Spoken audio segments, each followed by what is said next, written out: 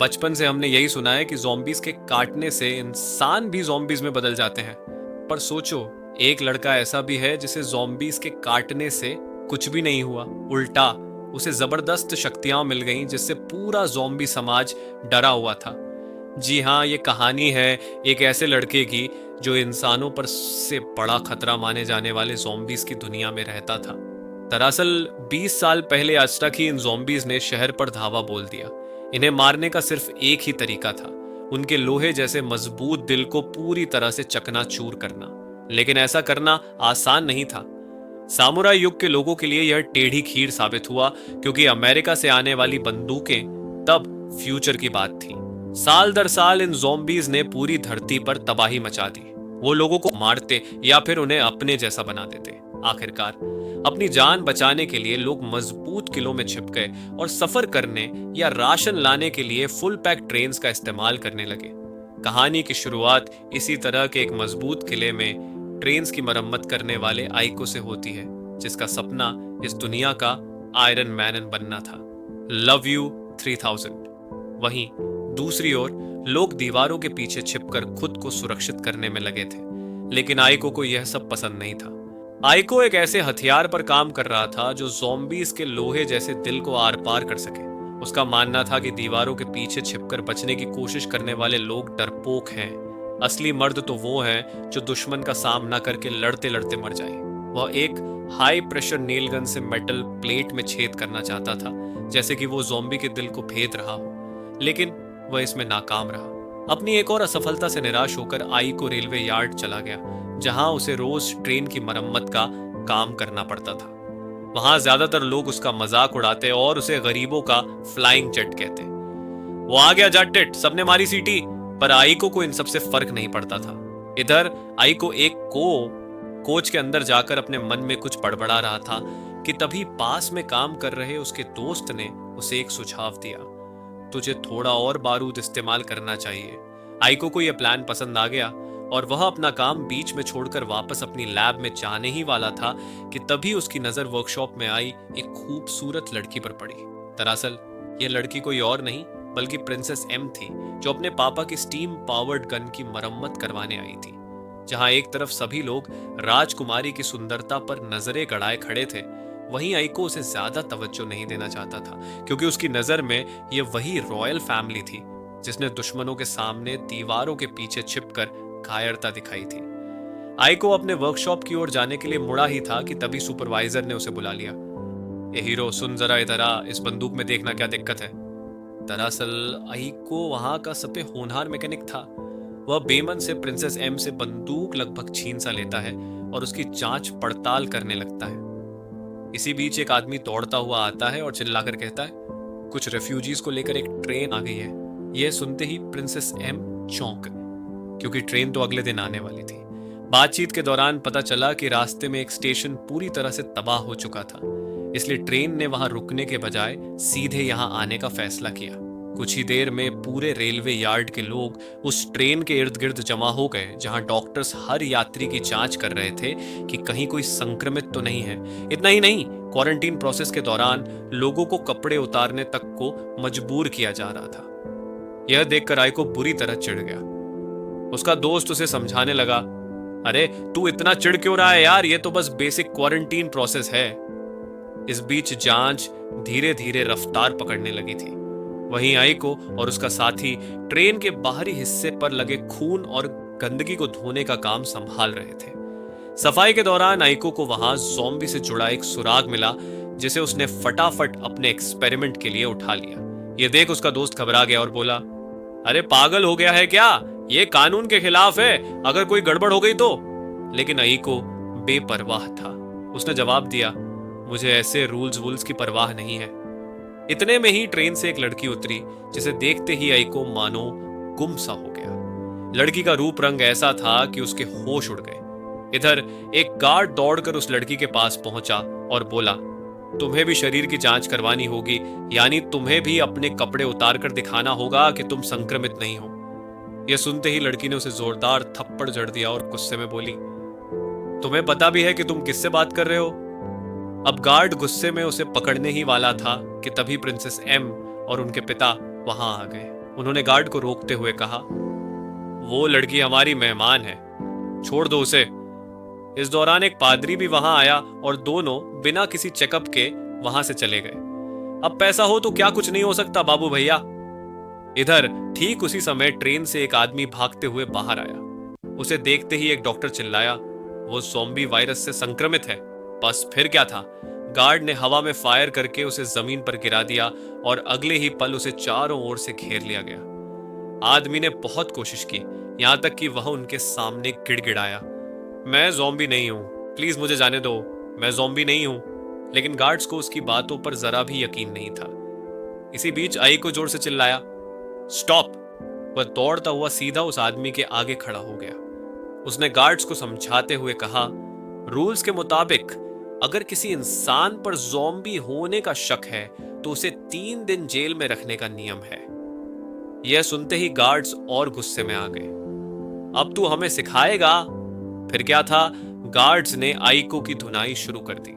इस दौरान आइको के बैग से वह ज़ॉम्बी का सुराग निकल गया, जिसे देखते ही सब लोग घबरा गए। अब सब यही सोचने लगे कि कहीं आइको खुद संक्रमित तो नहीं है। इसी मौके का फायदा उठाकर वह आदमी वहां से भागने लगा, लेकिन गार्ड्स ने तुरंत अपनी स्टीम पावर्ड गन से फायर कर दिया, जिससे उसकी मौके पर ही मौत हो गई। आदमी के मरते ही सबको यह एहसास हुआ कि वह असल में संक्रमित नहीं था, बल्कि एक आम इंसान था। पर गार्ड्स को इससे कोई फर्क नहीं पड़ा। उन्होंने उसकी बॉडी को ठिकाने लगाने के लिए उठवा लिया। इधर आइको पूरी तरह से टूट गया और गार्ड्स को कोसने लगा, क्या तुम्हारी इंसानियत मर चुकी है? लेकिन तभी प्रिंसेस एम के पिता बोले, एक गरीब मैकेनिक को इस तरह जवान लड़ाने का कोई हक नहीं है। इतना कहते ही उनका बॉडीगार्ड कुरोसू ने आइको को पीछे से जोरदार घूंसा मारा, जिससे वह बेहोश हो गया। फिर प्रिंसेस एम के पिता ने आदेश दिया कि आइको को जेल में डाल दिया जाए। उधर प्रिंसेस एम को यह बात बिल्कुल पसंद नहीं आई। उसने अपने पिता से कहा, यह सही नहीं है। लेकिन उसके पिता ने उसे समझाते हुए कहा, कानून व्यवस्था बनाए रखना मेरा फर्ज है और इसके लिए मुझे जो भी करना पड़ेगा मैं करूंगा। देर रात प्रिंसेस एम चोरी छिपे जेल में आइको से मिलने आई। उसने उससे पूछा, तुम्हें कैसे पता था कि वह आदमी ज़ॉम्बी नहीं था? आइको ने जवाब दिया, मुझे खुद भी नहीं पता था, लेकिन बिना सबूत के उसे मरते हुए नहीं देख सकता था। उसने आगे कहा, मुझे नफरत है उन लोगों से जिन्होंने ज़ॉम्बी के डर के आगे इंसानियत ही छोड़ दी। उनमें इतना साहस भी नहीं कि वो बाहर निकलकर उनका सामना कर सकें। उसी वक्त शहर के गेट पर एक और ट्रेन आकर रुकी। गार्ड्स ने स्वागत करने के लिए दरवाजा खोला, लेकिन यह क्या, ट्रेन पर तो ज़ॉम्बीज का कब्जा था। जैसे ही गार्ड्स ने फाटक बंद करने की कोशिश की, ट्रेन पटरी से उतरकर सीधे शहर में घुस गई और जोरदार धमाका हुआ। चारों ओर आग भड़क गई। धमाके के साथ ही ज़ॉम्बीज बाहर निकल आए और जो भी सामने दिखा उस पर हमला कर दिया। प्रिंसेस एम ये देख वहां से भाग गई। वहीं गार्ड्स सिचुएशन संभालने के लिए दौड़ पड़े। इधर आइको अकेला रह गया। उसने एक वायर की मदद से अपनी कोठरी का ताला खोला और अपनी लैब की ओर भागा, जहां उसका हथियार रखा था। इधर प्रिंसेस एम के पिता और कई बड़े लोग प्रिंसेस एम को वहीं छोड़कर किसी सुरक्षित जगह भाग गए। पूरे शहर में ज़ॉम्बीज का आतंक बढ़ता ही जा रहा था। आइको अपनी लैब में पहुंचा, जहां उसने अपने हाथ को काटकर खून की कुछ बूंदें गिराई ताकि कोई ज़ॉम्बी वहां तक खींचा चला आए। एक ज़ॉम्बी खून की गंध सूंघता हुआ वहां पहुंच गया। आइको ने गन उठाई और पूरी तरह तैयार हो गया, लेकिन ज़ॉम्बी सामने के दरवाजे से आने के बजाय छत से हमला कर बैठा। अब वह उतना बेवकूफ नहीं था जितना लोग उसे मानते थे। आइको ने हिम्मत नहीं हारी और ज़ॉम्बी के साथ हाथापाई में उलझ गया। उसने अपने पीर्सिंग गन से उसके लोहे के दिल को आखिरकार भेद डाला। ज़ॉम्बी मारा गया। आइको खुशी से झूम उठा, हा मेरा एक्सपेरिमेंट काम कर गया। मगर तभी आइको को अचानक अपने हाथ में जबरदस्त दर्द महसूस हुआ। उसने जब ध्यान से देखा तो उसे समझ आया कि एक ज़ॉम्बी ने उसे काट लिया है। धीरे धीरे वायरस उसके शरीर में फैलने लगा, मगर आइको घबराया नहीं। वायरस को दिमाग तक पहुंचने से रोकने के लिए उसने अपने हाथ को मेटल बेल्ट से कसकर बांध लिया ताकि ब्लड फ्लो रुक सके, मगर वायरस फिर भी नहीं रुका। आखिरकार उसने एक रोप नूज को अपने गले में डाल लिया और उसे मशीन से पूरी ताकत के साथ खींच दिया। वह अपनी और मशीन की पूरी ताकत लगाकर वायरस के बहाव को रोकने की कोशिश करता रहा। वह खुद को याद दिलाता रहा कि वह डरपोक नहीं है जो 5 साल पहले अपनी बहन को अपनी आंखों के सामने मरता हुआ देखकर कुछ नहीं कर पाया था। अपनी एकाग्रता और विल पावर की मदद से उसने आखिरकार वायरस को आगे फैलने से रोक दिया, मगर इस प्रक्रिया में वह बेहोश होकर जमीन पर गिर गया। उधर प्रीस्ट और मूई शहर के बीचों बीच एक महल में पहुंचते हैं। वहां प्रीस्ट उसे बताता है कि वह अब आगे नहीं जा सकता क्योंकि उसे भी एक ज़ॉम्बी ने जख्मी कर दिया है। वह जानता था कि वह जल्द ही एक ज़ॉम्बी में बदल जाएगा, इसलिए वह अपने दिल में एक देसी बम लगाकर उसे ब्लास्ट कर देता है ताकि वह ज़ॉम्बी बनने से बच सके। प्रीस्ट की इस बलिदानी हरकत को देखकर मूई की आंखें नम हो जाती हैं, मगर वह रुकी नहीं। वह आगे बढ़ गई और उसे एक ज़ॉम्बी दिखाई दिया। बिना एक पल गंवाए वह फाइट के लिए तैयार हो गई। वह पहले ज़ॉम्बी को अपने पास आने देती है और जैसे ही वह उसके करीब पहुंचता है, वह अपने कीलदार सैंडल से उसके सिर पर जोरदार लात मारती है। ज़ॉम्बी का सिर धड़ से अलग होकर दूर जा गिरता है। उधर आइको को होश आता है और वह खुद को जिंदा देखकर बहुत खुश हो जाता है। तभी उसका दोस्त वहां आ जाता है। वह डेड ज़ॉम्बी और कमरे की हालत देखकर हैरान हो जाता है और आइको से पूछता है, क्या तूने ही इसे मारा है? आइको गर्व से मुस्कुराकर कहता है, हाँ मैंने ही मारा है। दोनों खुशी से एक दूसरे को गले लगा लेते हैं। इसी दौरान आइको अपने दोस्त को बताता है कि उसे एक ज़ॉम्बी ने काट लिया था। यह सुनकर उसका दोस्त बुरी तरह से डर जाता है और पीछे हट जाता है।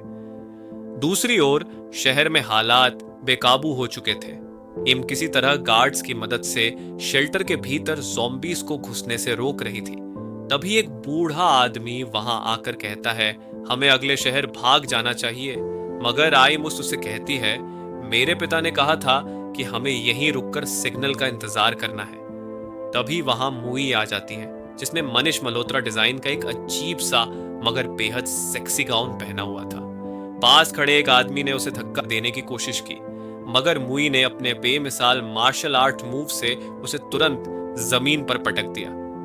वह उसकी ओर झुककर तंज कसते हुए कहती है, बाप के सामने दादागिरी नहीं करने का, समझा? अगले ही पल वह सबको चेतावनी देते हुए कहती है, अब किसी सिग्नल का इंतजार नहीं किया जाएगा। मैं खुद रास्ता साफ करूंगी ताकि बाकी लोग ट्रेन तक भाग सके। इतना कहकर वह ज़ॉम्बीज की भीड़ के बीच कूद जाती है। लड़ाई के दौरान एक ज़ॉम्बी पीछे से आकर मूई पर हमला करने ही वाला था कि वह फुर्ती से पलटती है और अपने शार्प ब्लेड से उसका सिर धड़ से अलग कर देती है।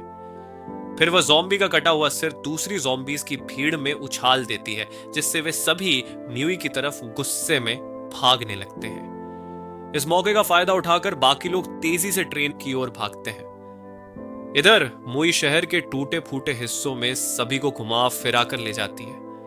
वह अपने ओलंपिक लेवल एजिलिटी और खास हथियारों की मदद से खुद को बिना चोट पहुंचाए एक एक ज़ॉम्बी का दिल भेदती जाती है। आखिरकार सभी लोग ट्रेन तक सुरक्षित पहुंच जाते हैं। अब आइको और उसका दोस्त भी वहां पहुंचते हैं, मगर गार्ड्स उन्हें ट्रेन पर चढ़ने नहीं देते। वे उन्हें कहते हैं, अगर तुम लोग ट्रेन में चढ़ना चाहते हो तो पहले साबित करो कि तुम इन्फेक्टेड नहीं हो। इसलिए गार्ड्स उन्हें अपने कपड़े उतारने को कहते हैं ताकि वे देख सकें कि उनके शरीर पर किसी ज़ॉम्बी का काटने का निशान तो नहीं है। आइको मानने ही वाला था, तभी अचानक 2 ज़ॉम्बीज वहां आ जाते हैं। आइको यह सोचता है कि यही मौका है जब वह सभी को साबित कर देगा कि वह अब भी एक ह्यूमन ही है। वह तुरंत ट्रेन से प्रेशर खींचकर अपनी गन चार्ज करना चाहता है, मगर उससे पहले ही मूई वहां आ जाती है। वह बिजली की तेजी से झपटती है और दोनों ज़ॉम्बीज को एक झटके में मार गिराती है। इस दौरान आइको उसे पहचान लेता है और वो भी उसे पहचान जाती है। दोनों हंसकर कहते हैं, हमने तो अपना लुक ही बदल लिया है। आइको उसकी ताकत देखकर चकित रह जाता है और मजाक में कहता है, तुम तो मेरी उम्मीद से भी ज्यादा मजबूत हो। ओ बनिया स्ट्रॉन्ग गर्ल, हाँ स्ट्रॉन्ग गर्ल। मगर जैसे ही मूई उसकी तरफ सूंघ कर देखती है, उसे समझ आ जाता है कि आइको अब इंसान नहीं रहा। वह वायरस की गंध को पहचान जाती है, मगर फिर भी वह चुपचाप आगे बढ़ जाती है, मानो कुछ हुआ ही ना हो। तभी अचानक इलीट सामुराई कुरुसु कुछ सैनिकों के साथ वहां पहुंच जाता है। वह आइको पर बंदूक तान कर कहता है, तुम्हें तो जेल में होना चाहिए था, तुम यहाँ क्या कर रहे हो? इस पर मूई कहती है, वो ज़ॉम्बी नहीं है, उसे भी ट्रेन में जाने दिया जाए। कुरुसु उसकी बात मान लेता है और ले सरासो और सभी लोग ट्रेन पर चढ़ जाते हैं। आयम अपने लॉकेट की मदद से ट्रेन को स्टार्ट कर देती है। उधर मूई ट्रेन ड्राइवर कैबिन में चली जाती है, जहां कुरुसु उससे कहता है, तुम पीछे के डिब्बों की रक्षा करो। मगर मूई मस्ती भरे अंदाज में कहती है, अरे खुद भी कुछ कर लो। ये कहकर वह आराम से सोने चली जाती है और कहती है, मेरी बैटरी खत्म हो गई है। इधर ट्रेन तेजी से दौड़ रही थी कि अचानक कुछ ज़ॉम्बीज ट्रेन से चिपक जाते हैं। आइको की नजर एक भारी स्टील पाइप पर पड़ती है जो गिरने वाली थी। वह बिना सोचे समझे दौड़ता है और उसे अपने हाथों से पकड़ लेता है। पाइप इतनी भारी और गर्म थी कि कोई आम इंसान उसे रोक भी नहीं सकता था, मगर आइको उसे आसानी से पकड़ लेता है। कुछ मैकेनिक्स उसके साथ मिलकर ट्रेन की मरम्मत करने लगते हैं। इतने में ही एक ज़ॉम्बी दरवाजे की दरार से अंदर घुसने की कोशिश करता है, जिससे सभी लोग बुरी तरह से डर जाते हैं। मगर आइको तुरंत अपनी गन निकालता है और तेजी से दरवाजा खोलकर ज़ॉम्बी को गोली मार देता है। फिर वह उसे बाहर फेंक देता है और कहता है, अब ज़ॉम्बी से लड़ना आसान होगा। मगर बाकी सभी लोग उससे दूर हट जाते हैं। उसके ठंडे और पत्थर जैसे दिल को देखकर सभी डरने लगते हैं। यह देखकर खुद आइको भी चौंक जाता है और कहता है, शायद मुझे वायरस को रोकना चाहिए था, पर अब बहुत देर हो चुकी है। उसका दोस्त भी उसे देखकर डरने लगता है और दूर हट जाता है। लोगों का ध्यान आइको की ओर था। तभी कुरुसु वहां आ पहुंचता है। उसने गन तानते हुए पूछा, कहां है ज़ॉम्बी? बस फिर क्या था, सभी लोगों ने एक साथ आइको की ओर इशारा कर दिया। आइको अपनी सफाई देने की कोशिश कर ही रहा था कि तभी कुरुसु ने बिना कुछ सोचे समझे सीधा उस पर गोली चला दी थी। चक! आइको के सीने में गोली लगते ही वह जोर से पीछे की ओर गिर पड़ा। कुरुसु ने अपने सैनिकों को आदेश दिया, दरवाजा बंद कर दो ताकि यह वापस कभी न लौट सके। आइको का घायल शरीर रेलवे पटरी पर पड़ा था। उसके चारों ओर दर्जनों ज़ॉम्बीज धीरे धीरे उसकी ओर बढ़ रहे थे।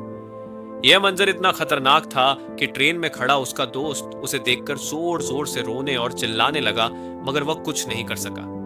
ट्रेन उसे वहीं छोड़कर आगे बढ़ गई। तभी अचानक कंट्रोल रूम से आवाज आती है कि ज़ॉम्बीज की एक भारी भीड़ रास्ता जाम किए खड़ी है। यह सुनकर कुरुसु कहता है, कोई दिक्कत नहीं, ट्रेन उन्हें कुचल देगी। वह निडर होकर कहता है, घबराने की कोई जरूरत नहीं है।